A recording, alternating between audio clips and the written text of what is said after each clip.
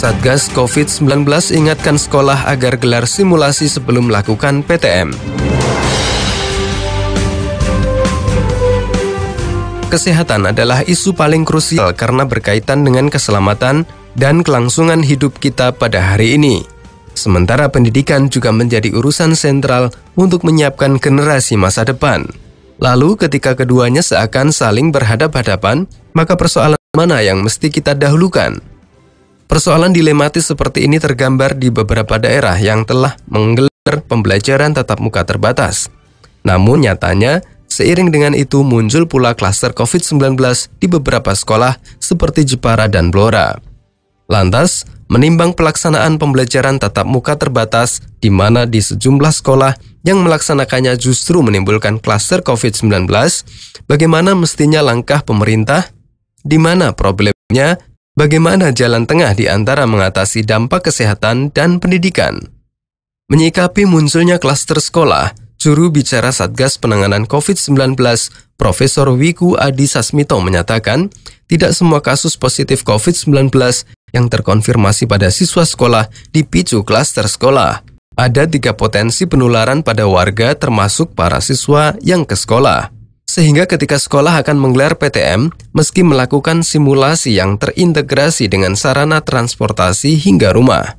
Hal itu dikatakan Profesor Wiku Adi Sasmito saat diwawancara Radio Idola pada Senin 27 September 2021.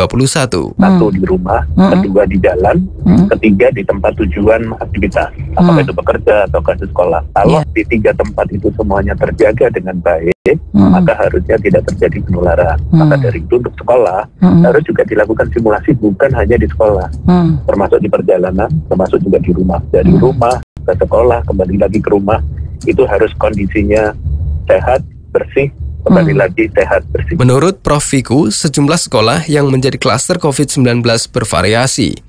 Dan ia kembali menjelaskan tidak semua siswa yang positif COVID-19 berasal dari klaster sekolah, karena bisa jadi ia tertular bukan di lingkungan sekolah.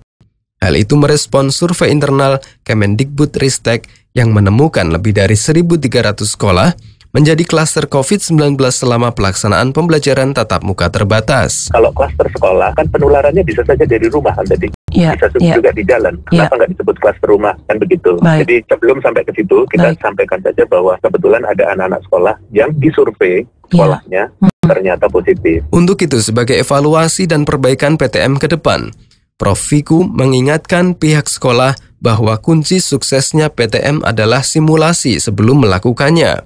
Simulasi tersebut dilakukan penyelenggara sekolah dan terintegrasi dengan sarana transportasi yang dipakai siswa. Simulasi itu dilakukan oleh siapa? Oleh seluruh pelaku yang berinteraksi di dalam penyelenggaraan pendidikan tatap muka tersebut, pembelajaran tatap muka. Siapakah mereka? Pasti guru.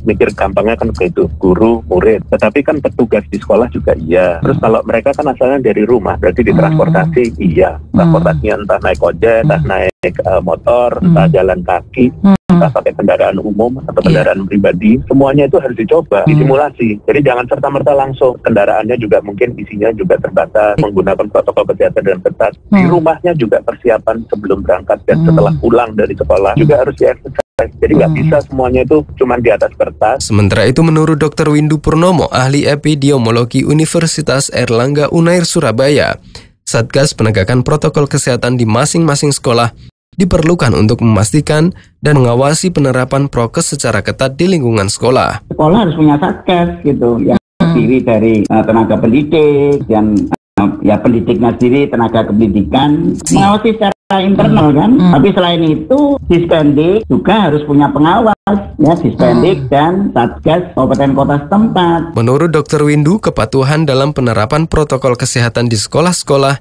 yang menggelar PTM terbatas patut dievaluasi secara menyeluruh menyusul munculnya klaster COVID-19 di sekolah.